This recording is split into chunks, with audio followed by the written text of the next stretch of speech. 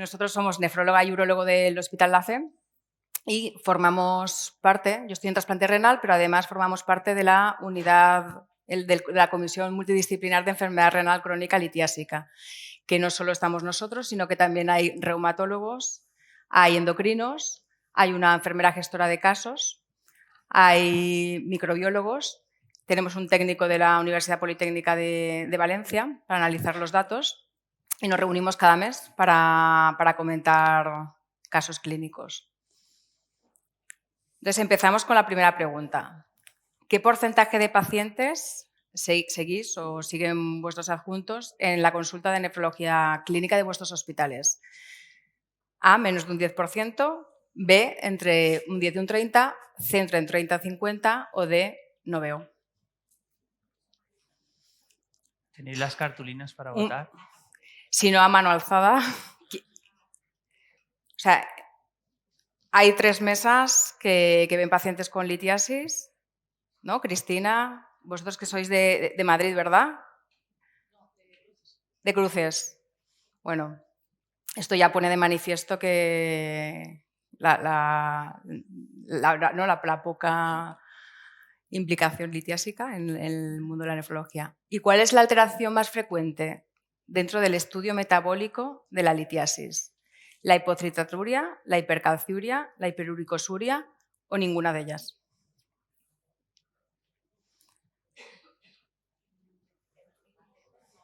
Bueno, en principio, según donde vayamos a revisarlo, están tanto entre la hipercalciuria como la hipocitaturia. Hay estudios donde dicen que es la hipercalciuria y otros la hipocitaturia. Ambas son la causa de alteración metabólica más frecuente. Pero ¿cuál es el hallazgo patológico más frecuente en el paciente litiásico? Que no tiene que ver con el estudio metabólico. ¿Cuál creéis que es? ¿Gus? Yo diría la hipercalciuria. No, el hallazgo, sin tener en cuenta la alteración metabólica. El hallazgo más frecuente de él. En el paciente litiásico. Sí, pues la litiasis. El volumen de orina bajo. O sea, eso es lo que más, con más frecuencia se ve. Si lo decía no tenía gracia. Si analizamos por componentes las litiasis, vemos que la mayor frecuencia son litiasis de calcio, tanto de hidroxiapatita como de oxalato cálcico. Y dentro de los oxalato cálcico, las de oxalato cálcico monohidrato. Como veis, las otras de ácido úrico, estrubita, brusita y cistina son muy infrecuentes. O sea, lo que vamos a ver sobre todo son litiasis litiasis cálcica. Pero, como os comentaba, la alteración más frecuente es volumen orina bajo y después, como alteración metabólica, la hipocitaturia y la hipercalciuria. Entonces, empezamos con el caso clínico. Son casos muy prácticos y sencillos. Una mujer de 35 años con antecedentes familiares de litiasis y que nos viene con un tercer episodio de un cólico renal expulsivo. Y la litiasis es de oxalato cálcico dihidrato. Haríamos un estudio metabólico. A, nunca lo realizo. B, no es necesario realizarlo en este caso. C, está indicado en esta paciente. O D, a partir del cuarto episodio. Venga, animaos con las cartulinas. Animaos, sí. Si esto es para vosotros, no hay... Aprovechad ahora porque esto no es el MIR, o sea, de tranquilos. Que... Sí, y hay respuestas que a veces pueden ser varias las correctas, ¿eh? No en este caso, pero... Bueno, en este caso está indicado en esta paciente, una chica joven con 3 episodios de litiasis. Hay que hacer el estudio metabólico. ¿Pero qué es el estudio metabólico? Pues el estudio metabólico, a ver, lo que pretende es, aparte de, lo que pretendemos es eliminar la litiasis, el cálculo presente, pero también prevenir los nuevos episodios. Eso es lo que pretendemos conseguir con un buen estudio metabólico.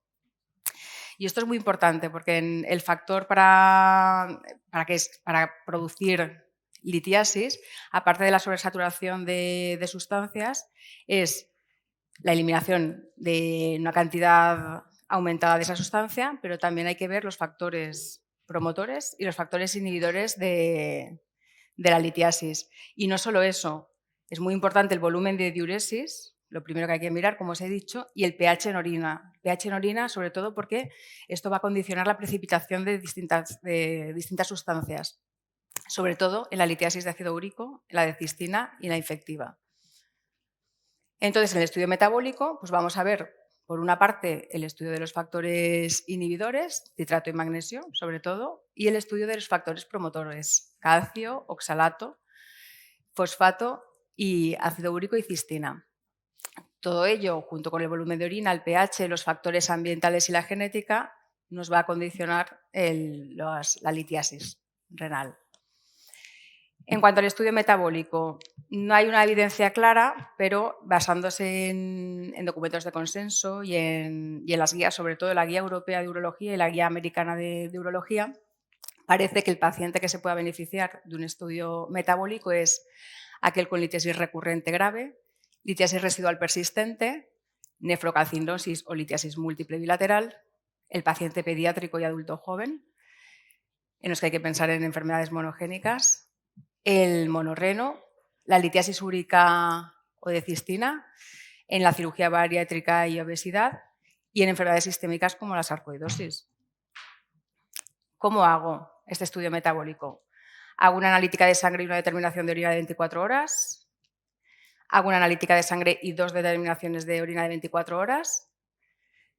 Hago una muestra única de orina o solo hago analítica.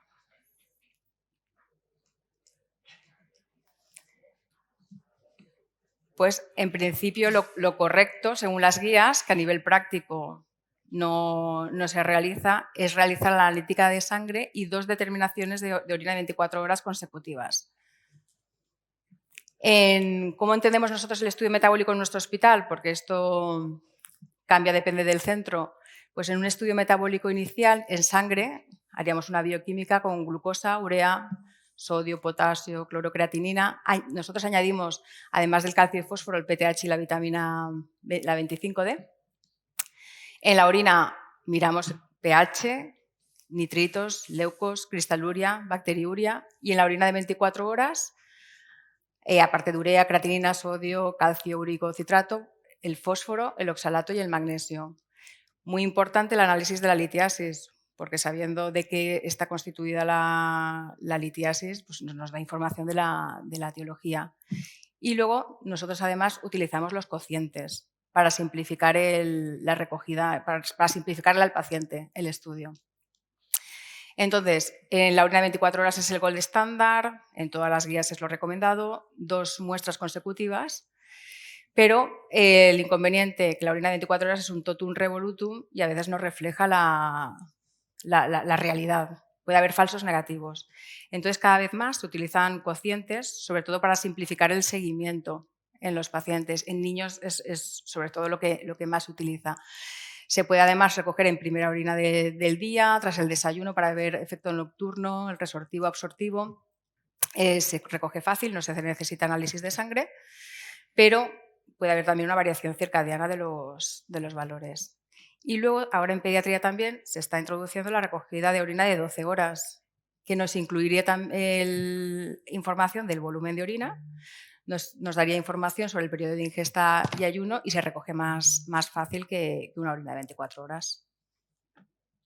Entonces, para un estudio metabólico de hipercalciuria, podríamos hacerlo con las 2 determinaciones de orina de 24 horas consecutivas, con determinación del índice calcio-creatinina en orina, en ayunas y en orina de 24 horas, el cociente en orina, en ayunas y tras ingesta láctea, y siempre mirar la citraturia cuando hay hipercalciuria.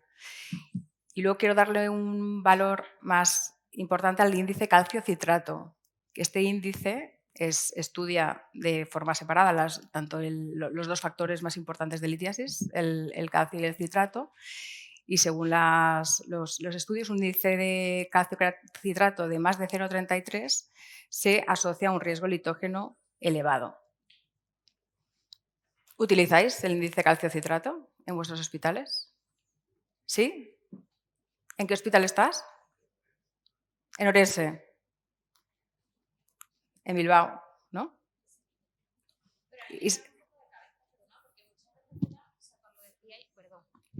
que a mí el estudio de litiasis es algo que me trae de cabeza, porque es verdad que cuando decíais que cuál es el hallazgo más frecuente en los pacientes litogénicos, para mí es una orina con un estudio metabólico normal. Sí, de hecho, muchas veces el estudio metabólico es normal porque probablemente o no se ha procesado bien la muestra, o se ha pasado mucho tiempo desde que dejas desde que la orina la recoge el enfermo hasta que va al laboratorio, y luego que el paciente cambia sus hábitos al recoger la orina 24 horas. No refleja a veces la realidad, porque bebe más agua, porque se pasa los días de antes cambiando la dieta. Sí, en un porcentaje muy alto el estudio metabólico es negativo. Pero, por ejemplo, si he tenido algún paciente que tiene un estudio metabólico negativo y con el tema de Sí. los cocientes que realmente están validados en edad pediátrica, ¿no? Sí, El problema que nos encontramos es que los adultos no hay una validación de los cocientes. Pero es verdad que me he encontrado con pacientes con calciurias normales, con el estudio metabólico normal y un cociente calcio-citrato elevado. alterado. Exacto, eso es. No es que estén convalidados en los adultos, es que químicamente necesitas 3 citratos para bloquear un calcio. Entonces, siempre que tengas el triple de citratos que para cada calcio, que al fin y al cabo es el 0,33, lo tienes cubierto. Entonces, el índice es básicamente 3 citratos por cada calcio para químicamente bloquearlo. Pero, de todas formas, el índice de calcio-citrato en la población pediátrica sí que lo utilizan frecuentemente, y en este estudio del doctor Grases de Mallorca, a que analizaban, veían niños con piedras y niños sin litiasis. Y lo de piedras, perdón, porque a los urólogos no les gusta nada que digamos piedras. Cálculo. Cálculos, litiasis. Litiasis. Analizaban el cociente calcio-citrato tanto en orina de 12 horas como de 24, y veían que la orina de 12 horas era muy sensible para ver el efecto litógeno de estos pacientes. O sea, todas las alteraciones que se veían en los pacientes en la recogida de 24 horas se veían en la de 12 horas. Entonces, volviendo otra vez al caso. Esta chica, le hacemos un análisis de sangre, función renal normal, calcio de 9,5, un fósforo de 4, sodio de 141, puesta de sodio 4,3. Y en orina, una calciuria de 350, citrato de 92 con un cociente calcio-creatinina de 0,22. ¿Qué hacemos con ella? Empezamos medidas generales, iniciamos tratamiento médico, repetimos la analítica y ampliamos un poquito más, o la controlamos en 6 meses con una ecografía. ¿Qué pensáis?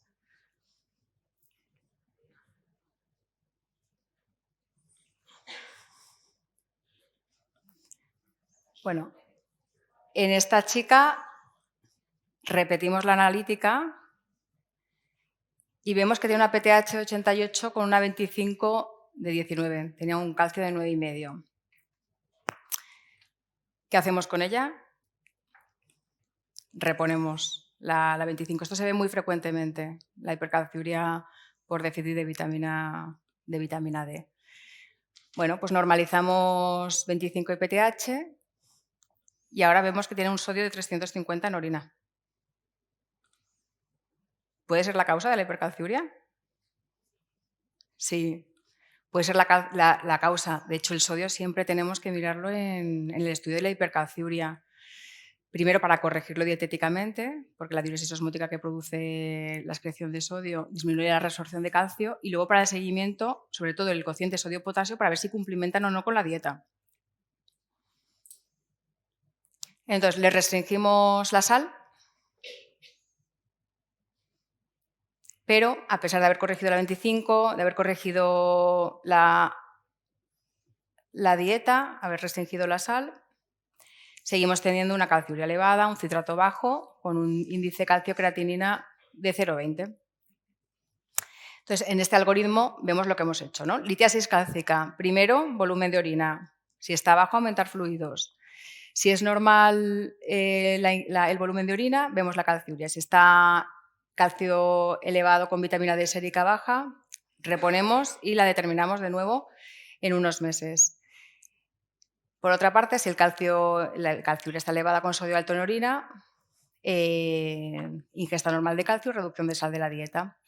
Y nosotros hasta ahora lo que haríamos sería el test de PAC, que no sé si lo hacéis en algún centro, que es un test funcional para saber si la hipercalciuria es resortiva, absortiva o renal. Renal.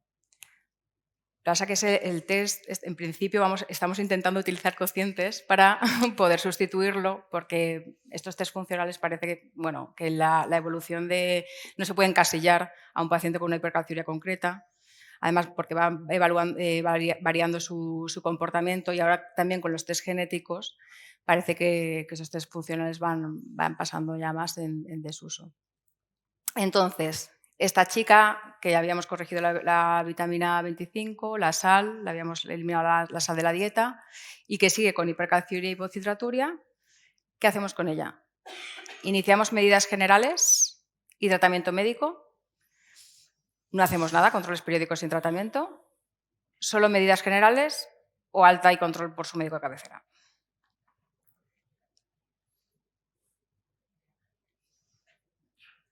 Cartulinas. A ver, esto es controvertido. Según las guías, deberíamos de instaurar medidas generales y volverla a reevaluar. Pero en la práctica se harían ambas cosas. Iniciar medidas generales y tratamiento médico.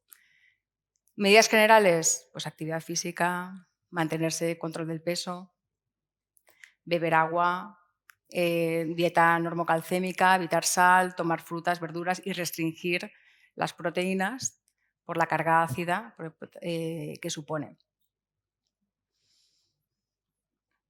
Pero en la práctica, al final, utilizamos medidas generales y tratamiento médico. Dentro del tratamiento médico, ¿qué utilizamos? Tiacidas, entendiendo por hidroclorotiazida o clortiazida, o indapamida, o clortalidora, o tiacidas y citrato potásico, o restricción de calcio. Cartulinas. Momento cartulinas.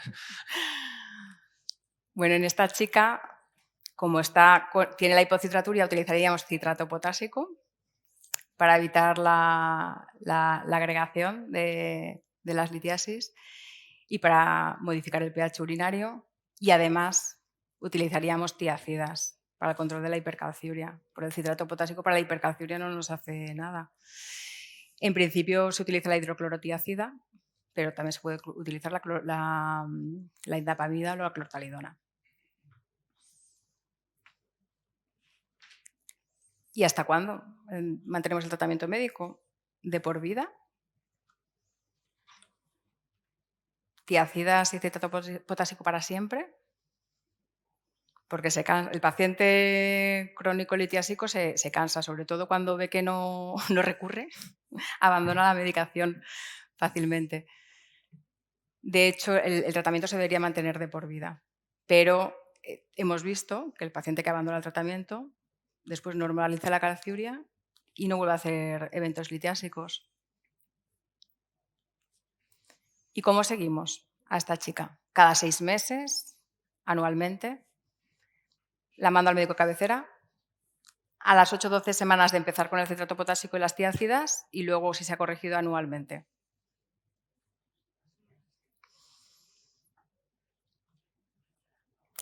Bueno, pues esta chica, en principio, lo que haríamos sería corregirla con el tratamiento y a las 8 o 12 semanas volver a hacer el estudio metabólico, y si se corrige ya, control anual. Si no se corrige, pues la continuaríamos viendo. ¿Y en esta chica haríais algún estudio más, aparte del analítico, del estudio metabólico? Aparte de pruebas de imagen, que hay, sí. ¿Densitometrías? ¿Harías una densitometría? Sí, nosotros, ante una hipercalciuria y una hipocitraturia mantenida o con defectos de acidificación distal, hacemos una densitometría y estudiamos, sobre todo con el beta-cross los marcadores de resorción ósea. Exacto.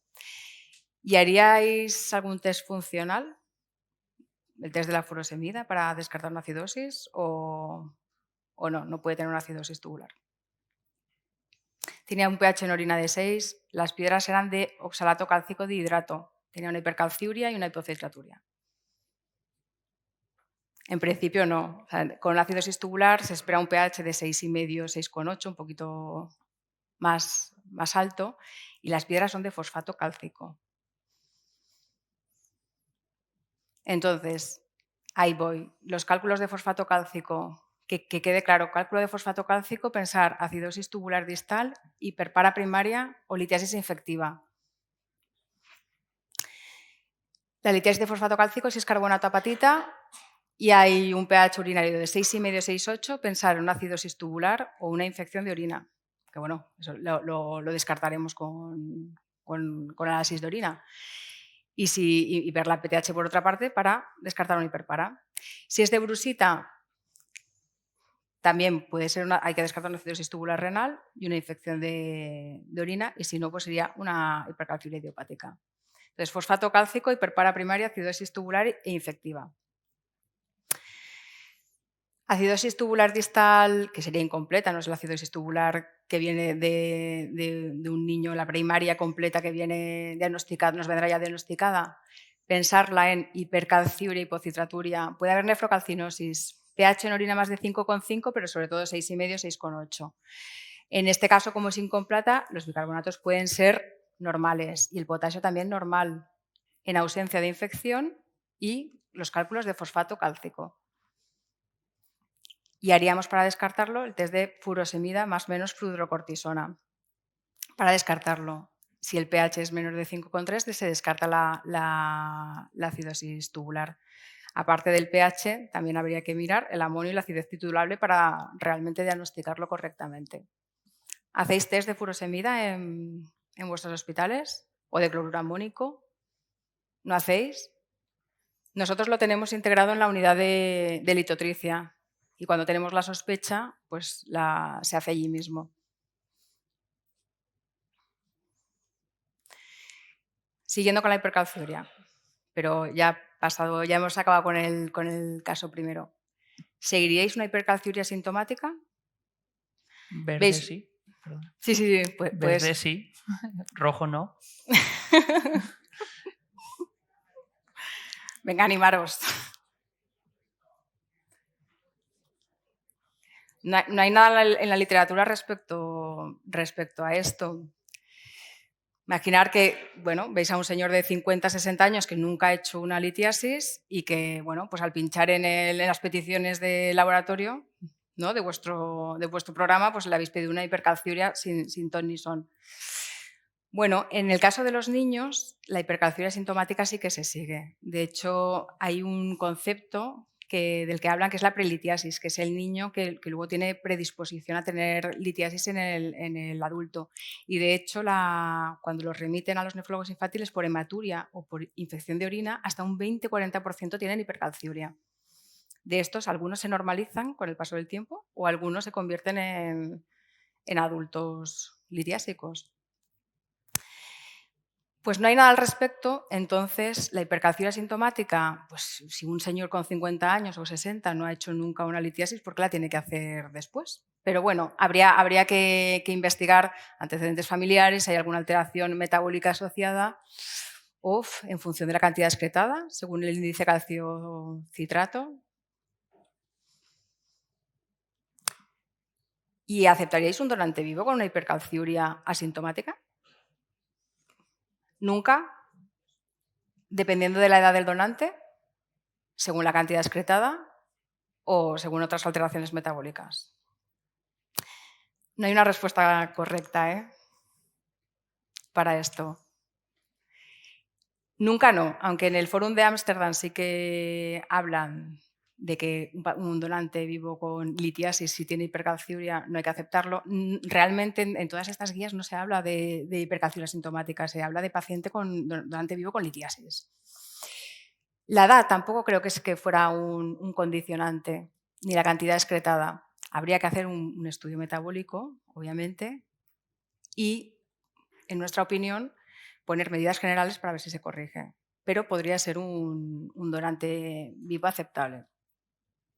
Entonces, según el Fórum de Ámsterdam, que ya es del 2006, el donante vivo con historia de litiasis única sintomática o litiasis presente de menos de un centímetro y medio, en la que se había descartado todas estas alteraciones metabólicas, hipercalciuria, hiperuricemia, acidosis, infecciones de orina, destruvita, nefrocalcinosis, litiasis múltiples, distimia y hiperoxaluria, podría ser un donante factible. La CADIGO, pues, en principio no descarta tampoco los pacientes con litiasis, pero sí que hay que establecer una clasificación de riesgo. Hay que hacer un estudio metabólico y ver la recurrencia, los episodios que ha tenido el paciente, ver la probabilidad de recurrencia, que sabéis que es un 50% a los 5 años, para estratificar un riesgo y ver si se acepta o no. Otra cosa importante para el estudio del donante vivo, hacer un TAC en vacío para ver las litiasis, si no, no las veremos. Segundo caso, muy bonito, a mí este caso me encanta. Un chico de 20 años que viene por un cólico nefrítico izquierdo y que ya tenía una insuficiencia renal con 2,6 de creatinina. Ya estaba en estudio en ENERCA. Tenemos en el TAC una litiasis ureteral izquierda y doble derecha y el análisis del cálculo es de fosfato cálcico. Tiene en ese momento con el cólico una creatinina de 3,7, un potasio de 3,1, una diuresis de 8.300, citratos de 108, una proteína de 0,77 gramos litro, una calciuria de 175, que en el varón es por encima de 300 es lo patológico, y una fosfaturia de 1.461. ¿Así a priori os sugiere algo?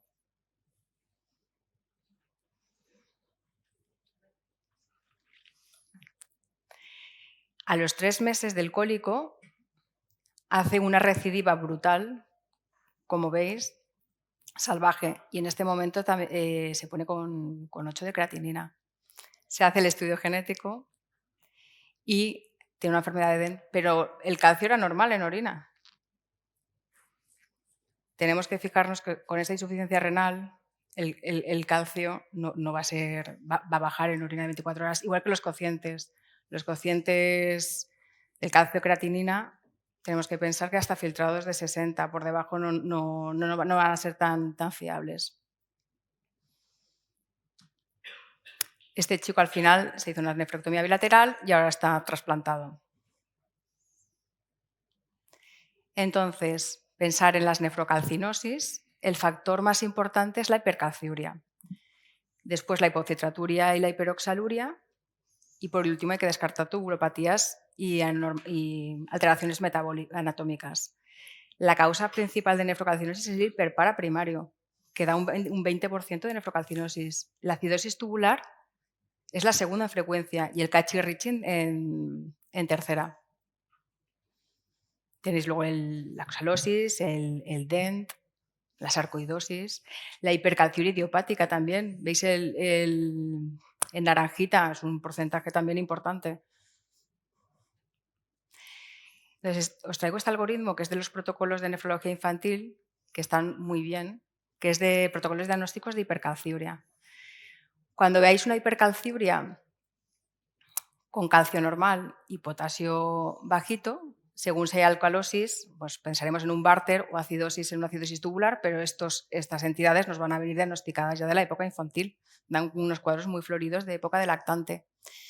Pero cuando hay hipercalciuria, calcio normal, un potasio normal y sin datos evidentes de tubulopatía proximal compleja, vamos a fijarnos en 4 cosas en un paciente joven. Si hay una hipomagnesemia, vamos a descartar una hipomagnesemia familiar con hipercalciuria y nefrocalcinosis, que normalmente ya van a venir en el adulto joven con enfermedad renal crónica. Fijémonos en el fósforo, un fósforo bajo, pensar en un raquitismo hipofosfatémico hereditario con hipercalciuria. Nosotros hace unos meses diagnosticamos a un chico de 40 años con raquitismo hipercalciúrico. Hipouricemia persistente. Es muy raro, pero puede haber un síndrome de hipouricemia y hipercalciuria. Esto pueden ser asintomáticos o debutar de adulto con litiasis o con el ejercicio, ¿no? Que hacen episodios de insuficiencia renal aguda. Y si hay una proteinuria en la enfermedad de DEN, como el caso que he presentado.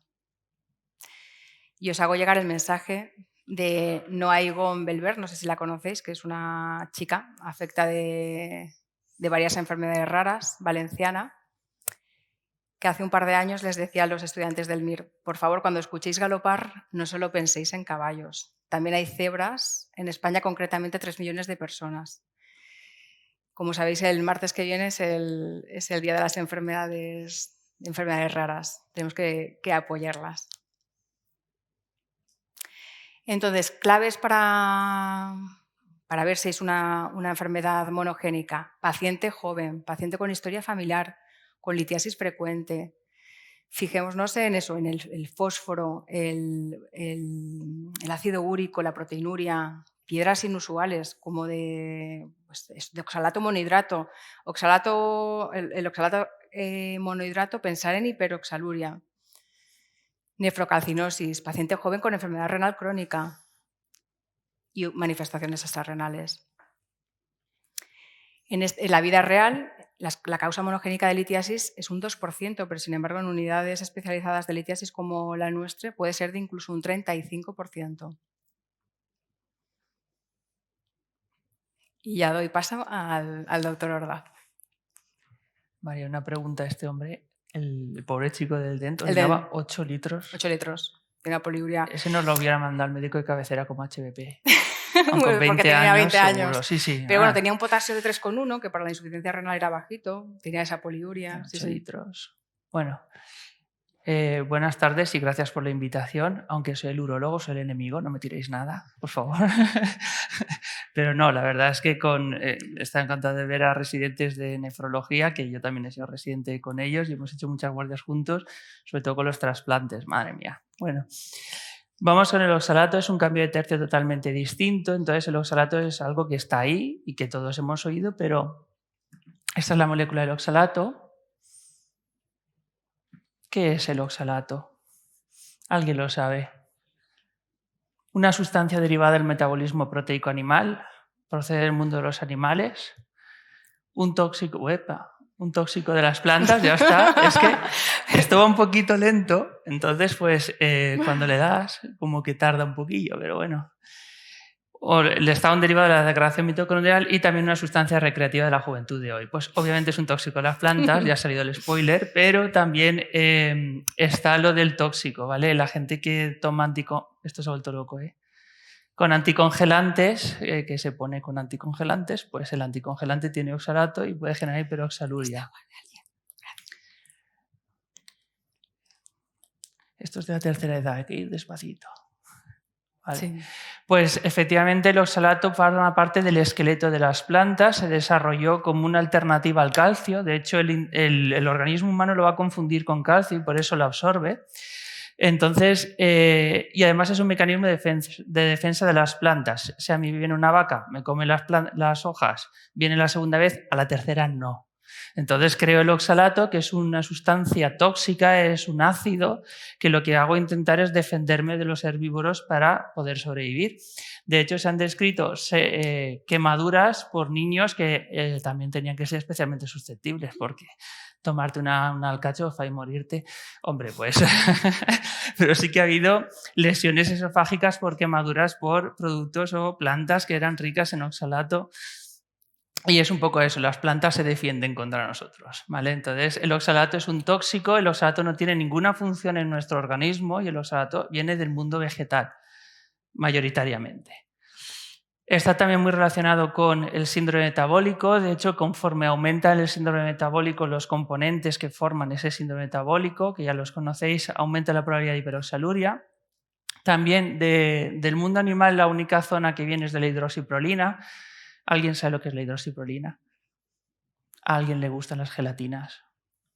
Las gelatinas se hacen con hidroxiprolina, ¿vale? Derivados de gelatinoides, cartílagos, ¿vale?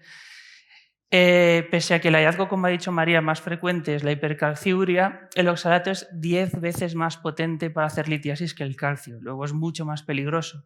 De hecho, el calcio habéis visto que se mide en centenas y el oxalato se mide en decenas, ¿vale? El oxalato es mucho más peligroso y, como digo, proviene generalmente del mundo vegetal, lo cual es Una mala pasada porque los alimentos son sanos, son vegetales. Siempre nos dicen que hay que comer vegetales y de repente haces la piedra de monohidrato y haces, ya no me caen tan bien los vegetales. Entonces, la homeostasis del oxalato viene generalmente del ingreso dietético, que se absorbe alrededor del 20 al 40%, y de la producción hepática, generalmente a través del metabolismo del gliosilato. Llega al plasma, en el plasma la verdad es que los niveles no suelen variar mucho, son más o menos constantes. ¿Y a dónde va? Pues al riñón. No hay salida del oxalato que no sea pasando por el riñón. No se elimina por la bilis ni por nada más. Forma estos cristalitos tan bonitos que conforme se van juntando, pues generan las litiasis renales y pues está descrito como uno de los dolores peores del mundo. De hecho, es frecuente que nos digan nuestras pacientes que es peor que un parto y creo que solamente está superada por la úlcera corneal y poco más. Importante recordar, que esto es muy importante, el riñón no tiene nervios como tal, por tanto las piedras no duelen. Entonces, cuando un paciente tiene piedras en el riñón y hace así, el riñón no está aquí, ¿vale? El riñón está aquí. Entonces, esto se llama lumbago, ¿vale? Entonces, no es litiasis. Lo que tiene nervios es la cápsula renal. Entonces, cuando hay una hidronefrosis por el atasco que genera la litiasis, toda la cápsula se estira y tira de varios nervios, incluyendo, por ejemplo, el nervio del ganglio celíaco, por eso vomitamos, que es el del estómago, ¿vale? Entonces, para nuestro primer caso tenemos a Fernando Bonet, vamos a poner un nombre valencià porque va con su paella ahí, y aunque tiene una enfermedad de Crohn, pues Fernando Bonet se arrea unas paellas brutales y entonces viene a urgencias de las 4 de la mañana. Y viene pues con el dolor, que si le duele aquí, un poco aquí, eso es que me ha sentado mal, que estoy empachado, etcétera y tal. Y sospechamos que tiene probablemente un cólico nefrítico similar. ¿Cuál creeríais o cuál debéis de preguntar a un paciente que tiene un cólico cuál es el signo de mayor gravedad? ¿La fiebre, el dolor incoercible, la insuficiencia renal previa o los antecedentes de litiasis? ¿Cuál es el más importante? El rojo entiendo que es el número 1, ¿no? Vale. Muy bien. La fiebre, ¿por qué? Porque la gente se muere. Se muere. De un cólico séptico la gente se muere. Yo lo he visto. Tú también, Cristina, lo has visto, creo. ¿Alguno habrás visto? Alguno se muere porque os avisamos a vosotros en plan última puerta. Pues la fiebre es peligrosísima porque las bacteriemias son brutales y ya si nos da tiempo veremos la litiasis infectiva, pero la gente se muere de cólicos sépticos. Entonces hay que derivar a los pacientes a toda castaña. Entonces es muy importantísimo saber si tiene fiebre o no tiene fiebre. Bueno, pues tenemos esta analítica, tiene una glucosa bien, una creatinina ahí bueno, un filtrado... Es que como digo, esto es... Vale.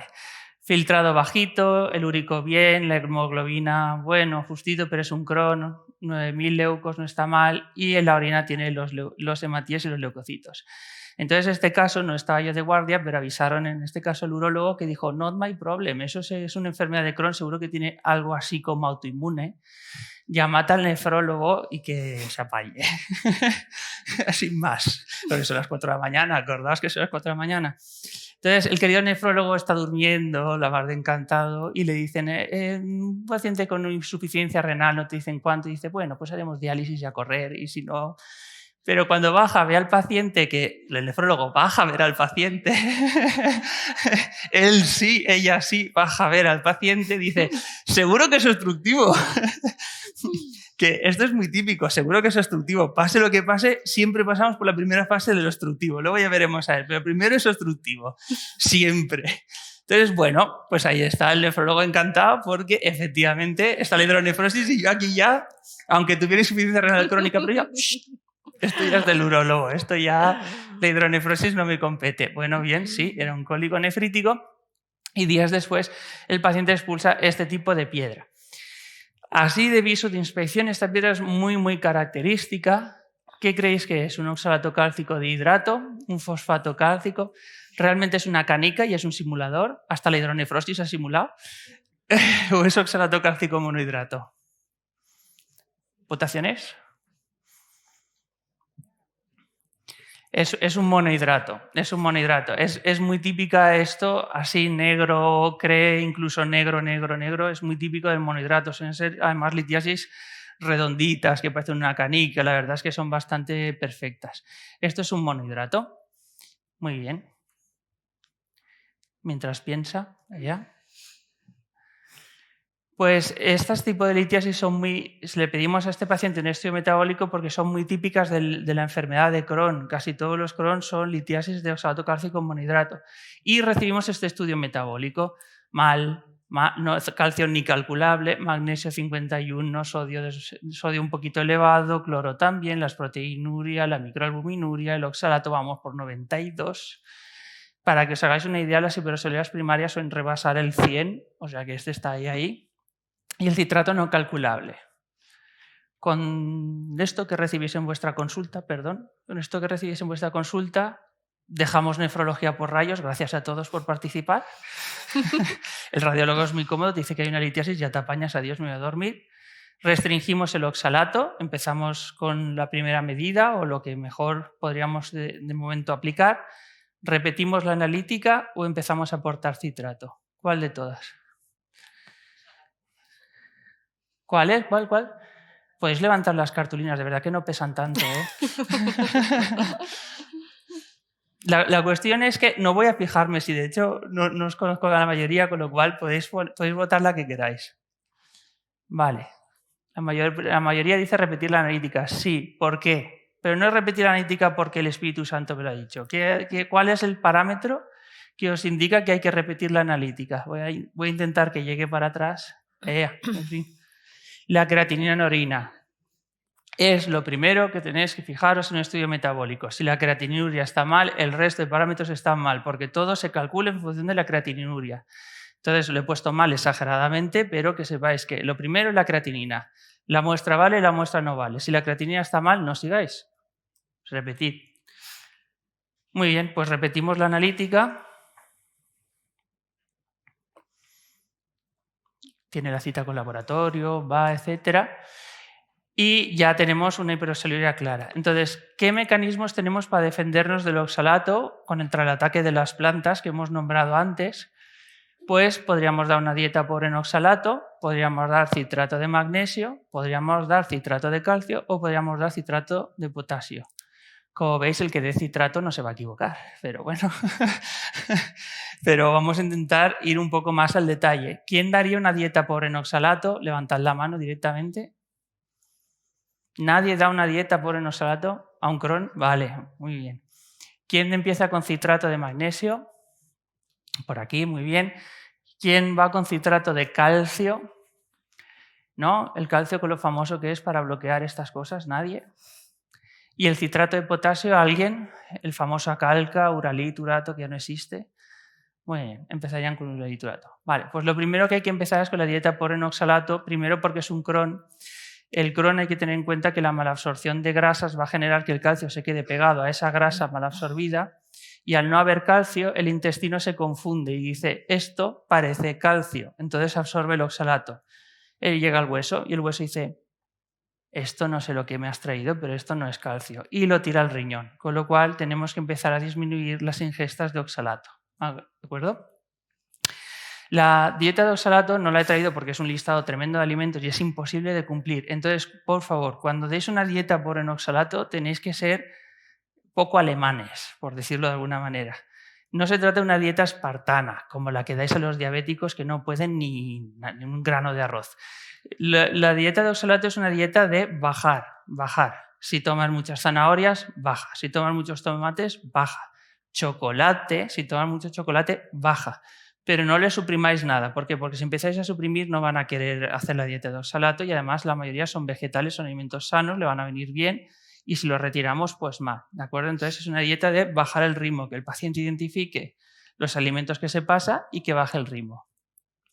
También no todos los alimentos tienen la misma biodisponibilidad. Si, por ejemplo, el alimento que más oxalato tiene, ¿alguien lo sabe? Evidentemente es un vegetal.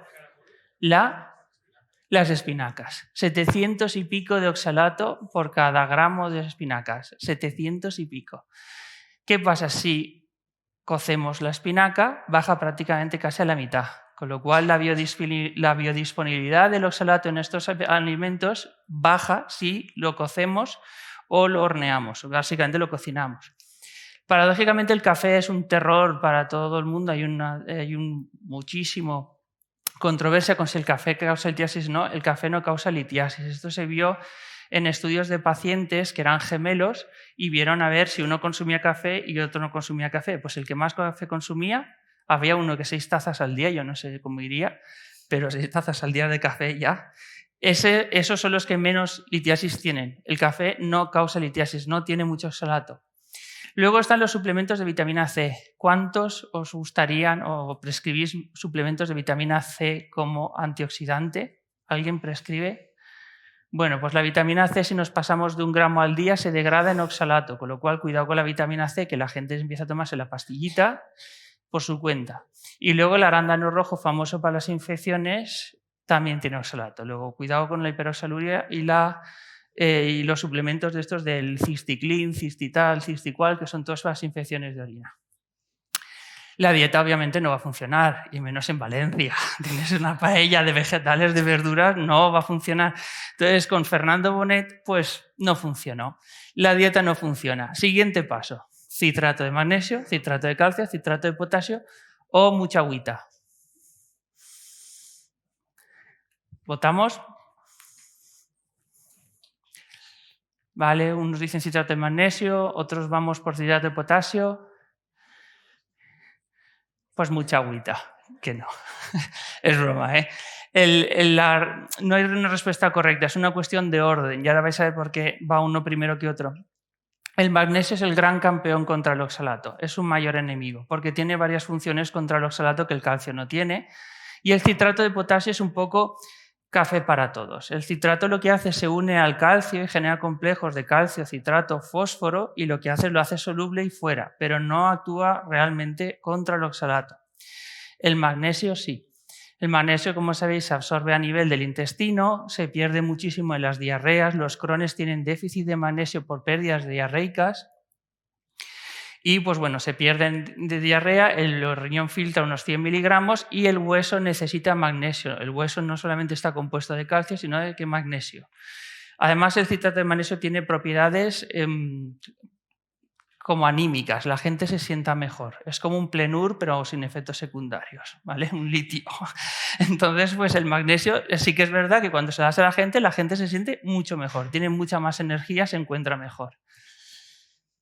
Por tanto, digo que el magnesio y el calcio, en cierta manera, compiten por unirse al oxalato en el intestino, de manera que si bloqueamos el oxalato con magnesio, el calcio podrá pasar para el hueso también. El magnesio y el fitato, que es otro de los inhibidores de litiasis, tiene una acción sinérgica. Como sabéis, las acciones sinérgicas son, si yo junto el magnesio tiene un efecto A y tiene el fitato un efecto B, la suma de los dos sería A más B, ¿no? Pues no.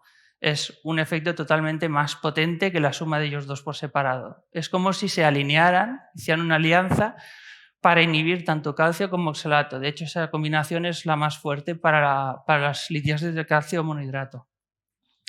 Además, no se sabe por qué, todavía no se sabe por qué mecanismo el magnesio aumenta el citrato. Aunque no deis citrato de magnesio, que obviamente va a subir el citrato, deis otro tipo, biglicinato, bisiciliato de magnesio, que son los otros biodisponibles, aumenta el citrato, no sabemos por qué, con lo cual aumenta el inhibidor. Ojo, los compuestos inorgánicos de magnesio, óxido de magnesio y demás, cloruro de magnesio, no se absorben. El magnesio necesita un compuesto orgánico, lactato, gluconato de magnesio, citrato de magnesio, ¿vale? Química orgánica para poder llegar al riñón. Y el oxalato, cuando se encuentra con magnesio en el riñón, se unen, hace oxalato de magnesio y esa molécula es soluble, en cuyo caso cuando el magnesio secuestra el oxalato en el riñón, hace el oxalato soluble y sale con la orina sin mayor problema. Por tanto, secuestra oxalato en el intestino, secuestra oxalato en el riñón. Tiene dos golpes, pega en el intestino y pega en el riñón. ¿Por qué tenemos déficit de magnesio? Alcoholismo, vuestro querido Seguril y las tiacidas generan hipomagnesemia, hipomagnesuria, estados acidóticos por desmineralización del hueso y la diabetes, que podéis encontrarlo. Os he dejado lo de la excreción fraccional de magnesio, que como sois nefrólogos os encantan estas cosas. De manera que si la excreción de magnesio supera el 2%, sabéis que es el riñón quien está perdiendo el magnesio, y en este caso el paciente, como es un Crohn, sería una pérdida extrarrenal, sería una pérdida por diarreas, ¿vale? Que sería la que saldría, ¿de acuerdo? Muy bien, ya tenemos magnesio, sigue sin funcionar, seguimos con un oxalato elevado, ya no tanto, pero seguimos con oxalato elevado. ¿Quién sería el siguiente que daríais? Citrato de magnesio, obviamente no, citrato de calcio, citrato de potasio o restringir el calcio dietético, que es otra opción. Calcio, por ahí, calcio. Sí, nunca se restringe el calcio, ¿vale? Nunca se restringe el calcio, esa opción nunca puede ser. Citrato de calcio. Muy bien, pues el calcio prácticamente hace parecido al magnesio. El calcio siempre tiene que ser con citrato porque está carbonato de calcio, el mastical y todo eso es carbonato de calcio. El carbonato de calcio favorece la acidosis y un Crohn ya suele estar más o menos acidótico, con lo cual es mejor añadir citrato de calcio, que se da como suplemento nutricional. Hasta ahora yo no he encontrado nada en la seguridad social que tenga citrato de calcio, pero se da en suplemento nutricional. En Amazon tenéis 100.000, pero se da como suplemento nutricional. Y cuando el calcio y el oxalato se unen, forman litiasis de oxalato cálcico, monohidrato. Bien, pues si las forman en el intestino, es insoluble, no se va a absorber y salen con las heces. Por tanto, el calcio va a secuestrar el oxalato en el intestino y así va a salir con las heces de manera que el oxalato no se absorba y no llegue al riñón. ¿De acuerdo? Por tanto, ¿el calcio lo daríais con las comidas o cuándo daríais el calcio? ¿A mitad tarde? Con las comidas, porque es cuando tiene que encontrarse con el oxalato que va a entrar con la dieta. Muy bien, ya tenemos a Don Magnesio y Mr. Calcio en orden. ¿Hay más? Ya nos encomendamos a digestivo, porque ya no podemos bajar el oxalato mucho más. Remitimos al médico de cabecera, hasta aquí hemos llegado, no podemos bajar más el oxalato. Alguien mencionó un probiótico o le damos vitamina C, que como hemos visto igual empeora la situación. ¿Cuál haríais? Hablamos con digestivo, hasta aquí hemos llegado, médico de cabecera, probióticos, damos vitamina C. Vale, pues los Crohn, acordaos también que la flora intestinal es un auténtico desastre de todos los auténticos antibióticos que recibe continuamente por las fístulas y los brotes. Entonces hay probióticos que degradan el oxalato y a las bacterias nuestras hay que ponerlas a trabajar. Esa es la idea. No todas las bacterias sirven, no es cuestión de tomarse un probiótico a la Virulé, sino que hay determinadas especies que sí. Por ejemplo, Oxalobacter formigenes es una bacteria que degrada el oxalato sí o sí, no tiene otra manera de vivir. O degrada el oxalato o se muere. Entonces se están haciendo probióticos de oxalato y las enzimas que tiene esta bacteria para degradar el oxalato para estos pacientes que tienen oxaluria enteral, no una hiperoxaluria primaria, no iba a servir. Lactobacillus y Bifidobacterium también son degradadores. Estos son facultativos. Si hay oxalato, si quiero lo uso, y si no hay oxalato, pues me apaño con otra cosa. Y finalmente tenemos al paciente saturado. Está con el probiótico, el citrato de calcio en algunas veces, el citrato de magnesio. ¿Alguna idea más? Ya avisamos a Lourdes porque ya no tenemos otra opción. Remitimos a interna a ver si se le ocurre algo. ¿Una talpiridoxina o usamos el citrato de potasio? ¿Piridoxina? Pues piridoxina, ¿vale? La piridoxina es la vitamina B6 y como sabéis el Crohn tiene déficit de absorción de B12, ¿vale? B12 por la enfermedad de Lilion. Entonces, al haber enfermedad de la B12, la B6 va detrás. De hecho, habéis visto que la mayor parte de complejos de vitamina B12 llevan B6 muchas veces asociado. Pues la B6, si hay déficit de B12, generalmente suele haber déficit de vitamina B6. La B6, como veis, es dependiente para transformar el gliosilato en glicina y que el gliosilato no se vaya a oxalato. Esto sería una hiperoxaluria endógena que los Crohn también pueden tener debido a la falta de B6, con lo cual a este paciente le dimos también piridoxina y el oxalato ha bajado a niveles normales, con todo, a costa. Entonces, aquí os dejo básicamente todo lo que sería el manejo de la hiperoxaluria de las guías europeas de urología. Esta es la del año pasado, 2022, estamos esperando 2023. Como ves, está el calcio, la piridoxina, el citrato, etcétera y tal. Se aporta el magnesio, están todos los compuestos que hemos ido nombrando, pero un poquito quiero que entendáis el porqué. El magnesio, por qué, el calcio, por qué y la piridoxina, cuándo. acuerdo? Entonces, finalmente, para que os llevéis a casa, las hiperoxalurías generalmente vienen del intestino, de comer mucho tipo de unos alimentos muy típicos del síndrome de malabsorción. La bariátrica tiene mala absorción, la pancreatitis, los diabéticos severos que tienen déficit enzimático tienen mala absorción, los Crohn, las colitis ulcerosas no va tanto porque es colon, pero también tienen mala absorción y que sobre todo lo bloqueamos con magnesio y calcio, ¿de acuerdo? Pues a partir de ahora ya os dejo de nuevo con María. Siguiente caso. Un varón de 34 años con cólicos renales y episodios expulsivos desde los 11 añitos y 18 intervenciones urológicas. Lleva ya 4 litotricias y 14 percutáneas. Y os voy a pasar a la imagen radiológica para que luego me contestéis a esta pregunta. ¿En qué tipo de litiasis pensáis? ¿Era cistina, xantina, oxalato cálcico monohidrato, o sea, en el contexto de una hiperoxaluria, o ácido úrico? ¿Qué pensáis de qué es la litiasis? La veis, ¿no? Ahí es radiopaca, pero débilmente radiopaca. Entonces, esto puede ser cistina o xantina. Por frecuencia es una cistinuria. Hay que pensar en una cistinuria en litiasis recidivante, sobre todo en gente joven, por debajo de 20 años. Es bilateral en un 75% y la carga litiásica de estos pacientes es altísima. Es una enfermedad autosómica recesiva o autosómica dominante con penetrancia incompleta y al final es un trastorno tubular de los aminoácidos cistina, ornitina, lisina y arginina. ¿Cómo lo diagnosticáis? Con estudio genético, con aminoaciduria tanto en muestra aislada como en 24 horas, con el test cualitativo que es el test de Brand o los cristales hexagonales que dicen que son patognomónicos. Bueno, con las 4 en principio no. El análisis genético está recomendado, pero no es imprescindible. De hecho, da igual, no hay una relación genotipo-fenotipo. En función de la alteración genética no podemos predecir ni el número de episodios, ni la edad de inicio, ni el número de eventos litiásicos. O sea que, bueno, es recomendable, pero tampoco es imprescindible. El test cualitativo, que es el test de Brand, en principio por encima de 75 de cistina nos lo determina, pero tiene falsos positivos, ya no se utiliza. Los cristales hexagonales en red, sí, son patognomónicos, pero se dan en un 20-25% solo de los pacientes. Lo que hacemos es aminoácidos o en orina, en una muestra aislada o en 24 horas.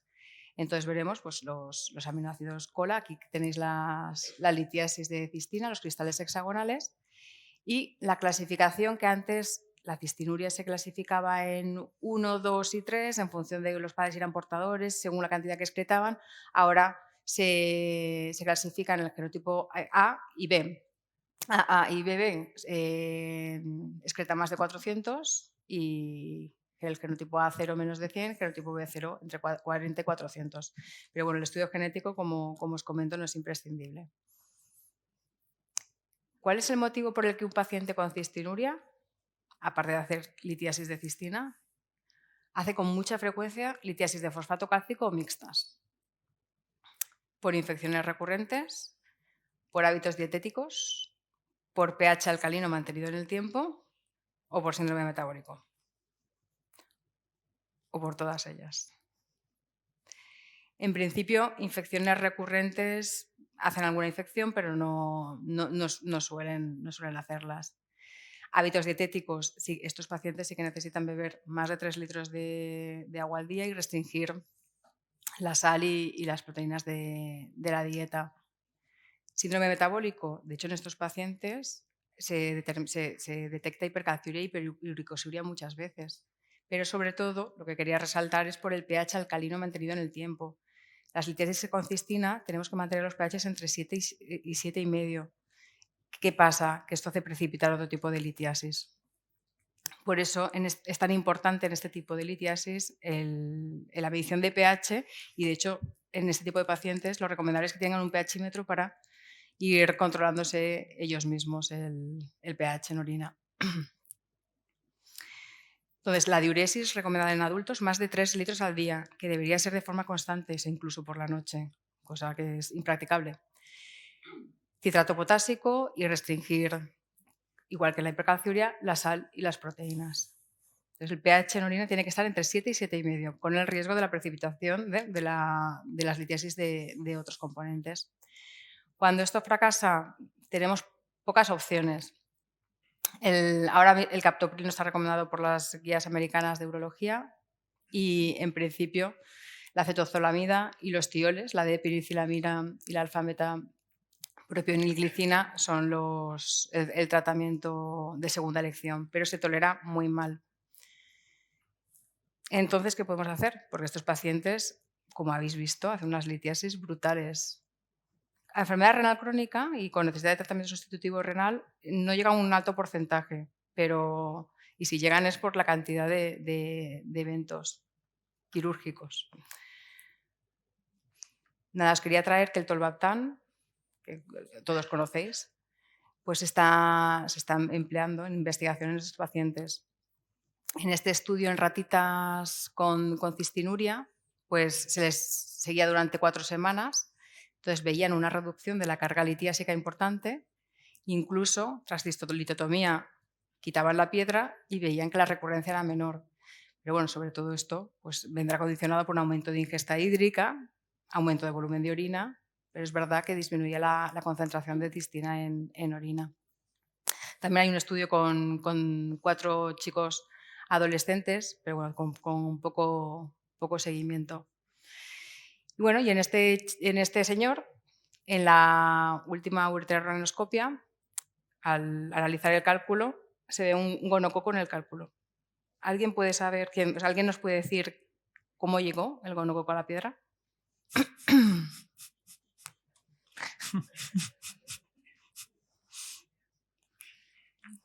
Yo sí lo sé, no vale. Yo sí que me lo sé, no vale. Bueno, en es principio, un caso curioso. Sí, ahora os comenta Agus, pero bueno, con el propio procedimiento de la ureterorrenoscopia, el gonococo que lo tenía en uretra pues fue arrastrado hacia arriba. Y se quedó a vivir. En la litiasis, sí. La litiasis estas son como un risor bacteriano y entonces cuando una llega se queda. Entonces el gonococo fue por eso. Lo mejor fue decírselo a la mujer. Estos pacientes con cistinuria son de los que conoces apellidos, número de historia clínica, dónde viven. A veces la mujer es la hermana. A lo mejor, bueno, este chico es gitano. Sí, exacto. Hay un consanguinidad seguro.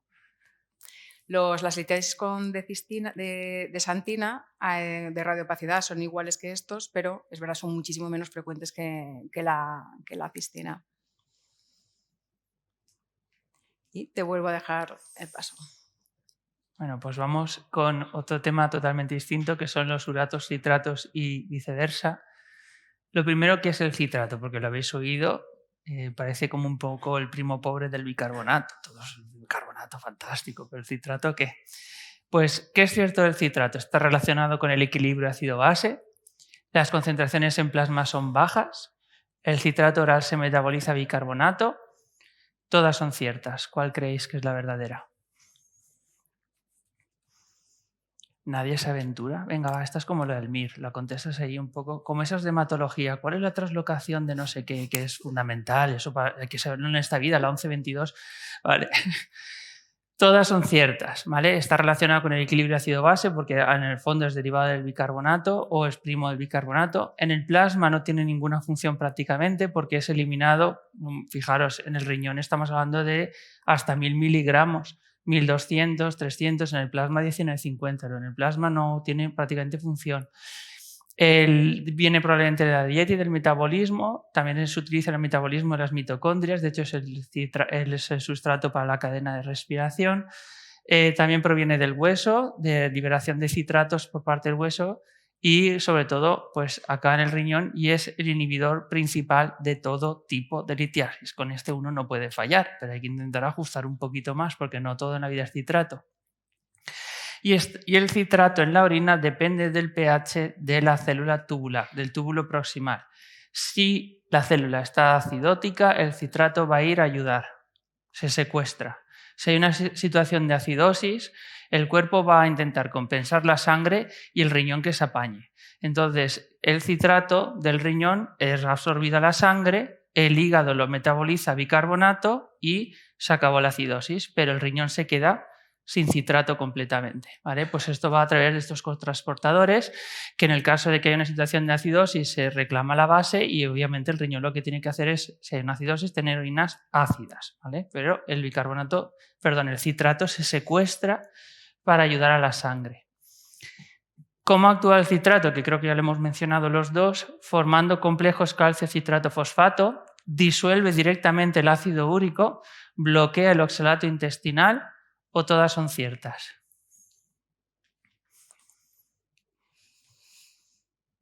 Las cartulinas ya creo que andan por el suelo. ¿Alguien le ha pintado una carita feliz por ahí o algo así? Vale. Vamos a ver, forman complejos calcio-citrato-fósforo y entonces se hace soluble y el calcio ese ya no se puede unir a algo insoluble, ya no puede formar una litiasis que es insoluble. Disolver el ácido úrico no lo disuelve, lo que lo disuelve el ácido úrico es el pH alcalino, es la alcalinidad de la orina la que va a conseguir disolver el ácido úrico. El oxalato intestinal se bloquea con, que lo acabamos de ver. ¿Quién es el campeón contra el oxalato? El magnesio. Y detrás del magnesio, el calcio. Lo que pasa es que el magnesio golpea en el intestino y en el riñón y el calcio solamente actúa a nivel intestinal, ¿vale?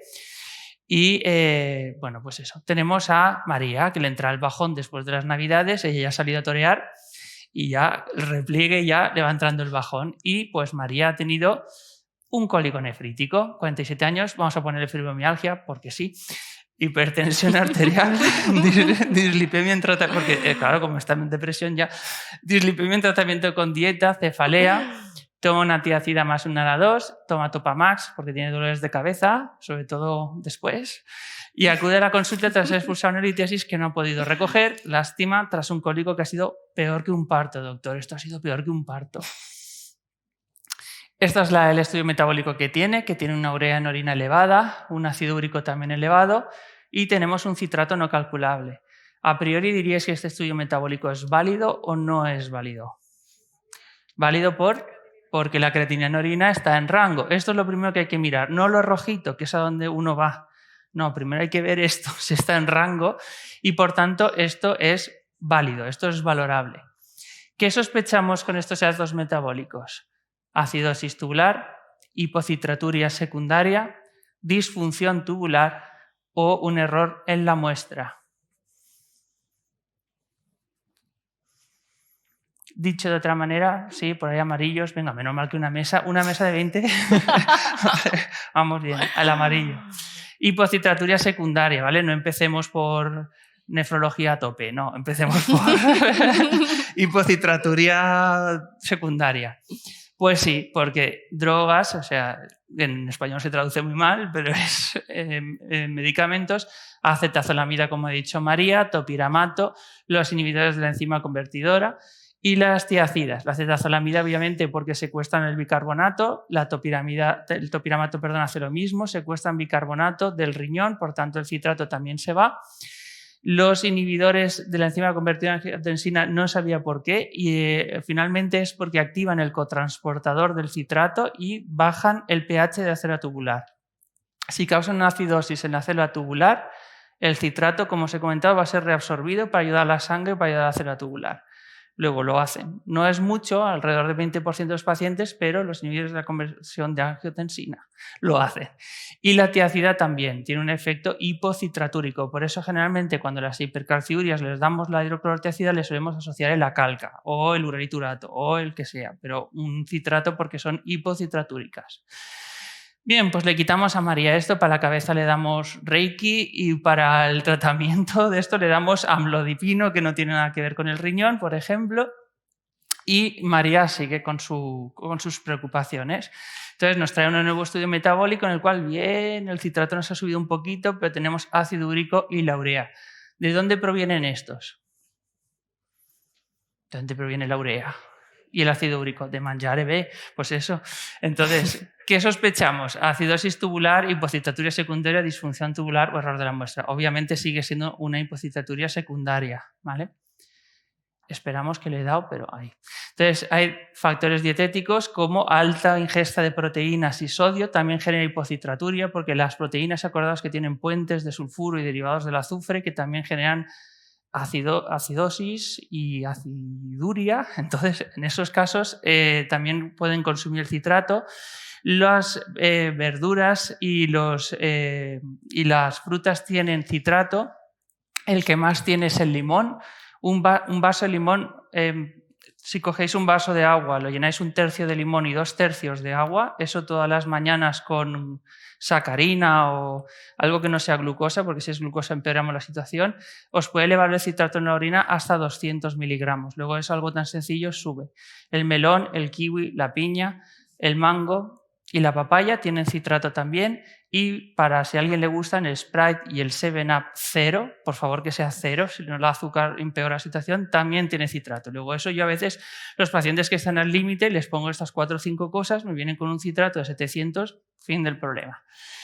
Y el ayuno.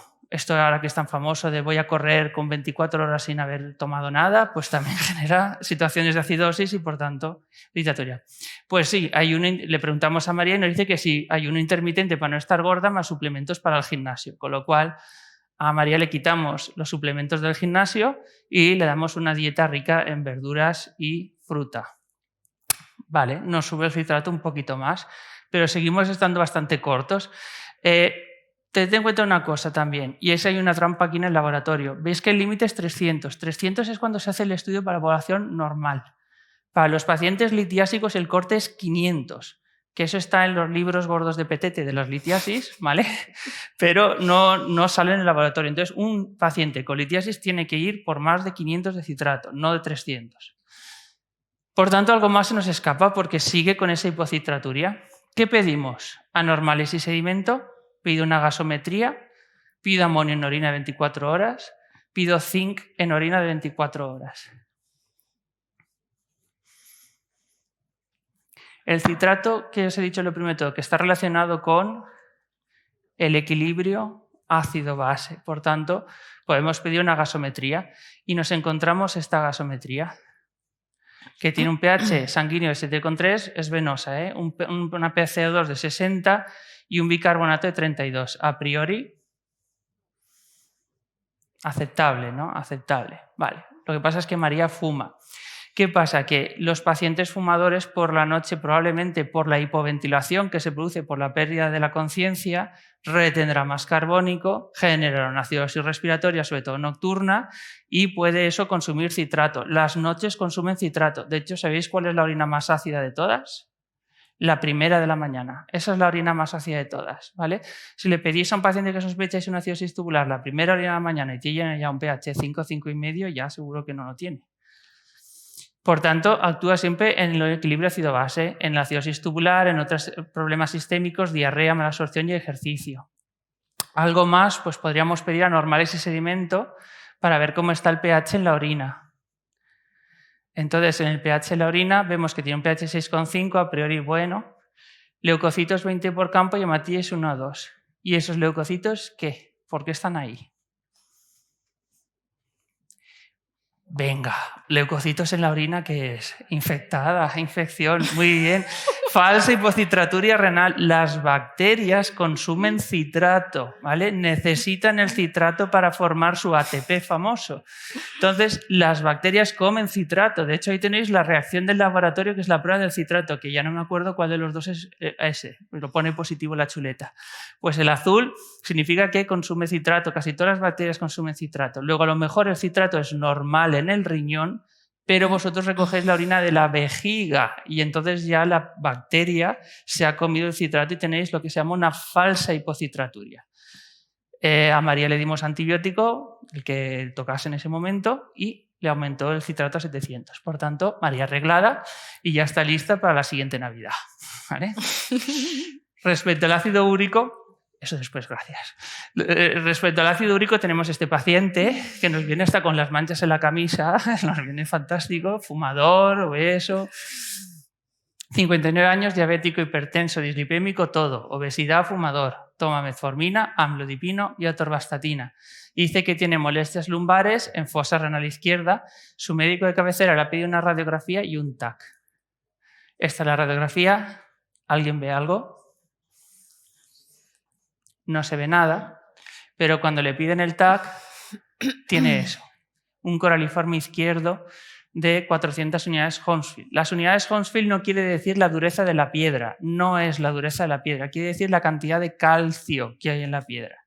Aquí no hay prácticamente, luego es una litiasis radiotransparente en un obeso diabético, ácido úrico. La litiasis de ácido úrico es la litiasis del obeso y sobre todo le llamamos la litiasis del diabético, ¿vale?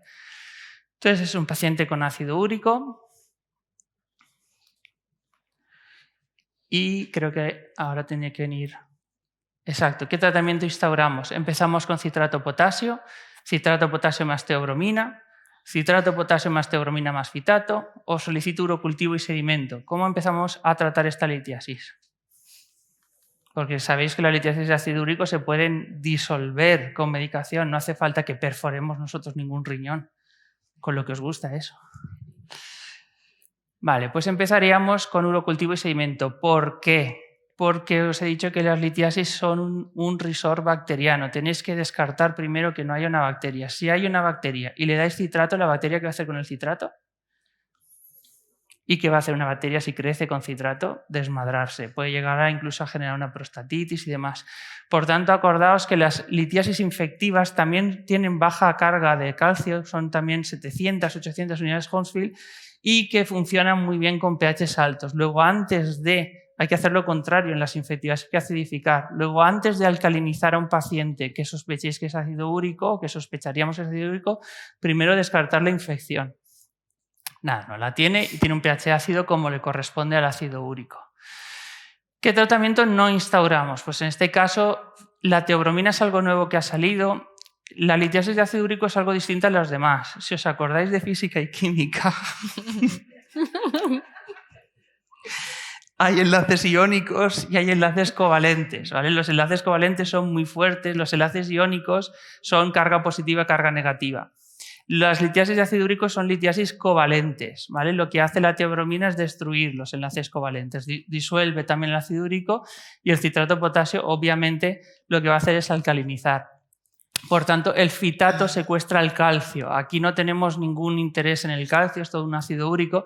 Por tanto, esto, además de que es carísimo, no tendría ninguna función. Podríamos dar cualquiera de los otros. Citrato potásico solo, le podríamos dar citrato potásico más teobromina o directamente bicarbonato, que también se le puede dar. Cuidado con la sal, cuidado con el sodio. Evidentemente sigue con la urea y con el ácido úrico. Por tanto, ¿qué tratamiento instauramos para las proteínas? Aparte de la dieta, le damos febuxostat, dieta, alopurinol de 100 o alopurinol de 300. ¿Por qué empezaríais vosotros? La dieta. Si no tenéis dieta de ácido úrico, os recomiendo en la asociación esta de médicos de atención primaria, creo que es Fisterra, tenéis dietas ahí validadas, legales y completamente fantásticas, ¿vale? Entonces podéis darle una dieta del ácido úrico que la bajáis de primaria directamente y están perfectas, redactadas muy bien, el paciente lo entiende perfectamente y yo muchas veces utilizo esa porque sé que está bien hecha. Entonces habría que hacer dieta, pero cuando le dices de hacer dieta a este señor, pues obviamente no va a funcionar. Entonces, epic fail. ¿Y ahora qué hacemos? Febuxostat, alopurinol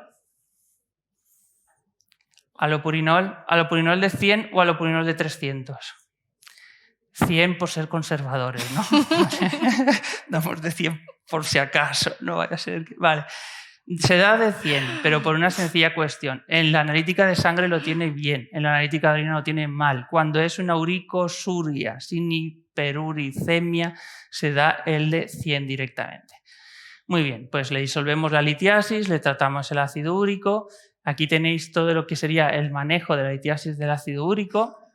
Hiperuricosuria, como veis, está el alopurinol de 300, que no sé ahora mismo dónde está.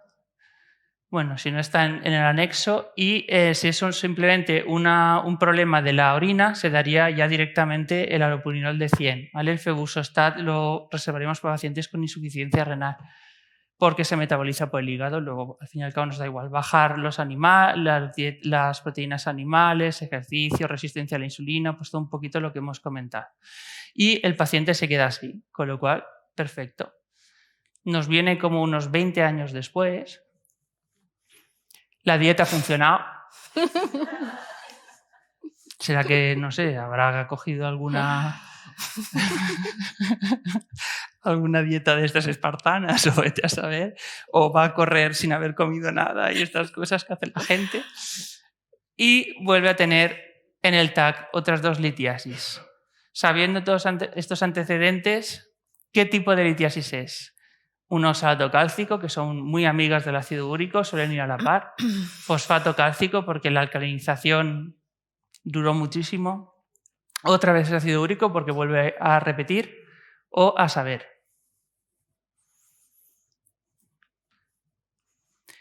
Pues así simplemente por un TAC, a saber directamente. A saber. Podría ser cualquiera, no lo podemos saber. Nos podemos fiar de las unidades Hounsfield, pero cuando las litiasis son menores de 1 centímetro como estas, las unidades Hounsfield fallan como escopeta de feria, ¿vale? Con lo cual, no os fiéis de las unidades Hounsfield con litiasis tan pequeñas. Ha tomado alopurinol 20 años. Si ha tomado alopurinol 20 años, ¿puede generar algún tipo de litiasis? Es rara, pero ¿puede generar algún tipo de litiasis?